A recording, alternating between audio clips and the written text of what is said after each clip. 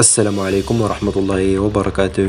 موعد قرعة دوري السوبر الإفريقي والأندية المشاركة.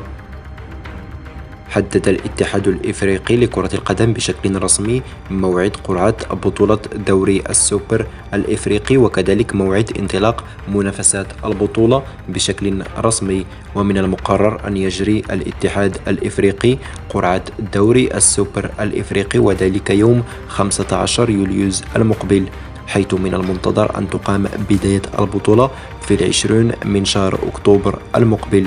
أما بالنسبة للأندية المشاركة فمن المنتظر أن يشارك في هذه النسخة كل من الأهلي المصري، الوداد المغربي، الترجي التونسي، ساندونز، مازيمبي الكونغولي، حرية الغاني، سيمبا التنزاني، وكذلك بيترو أتليتيكو.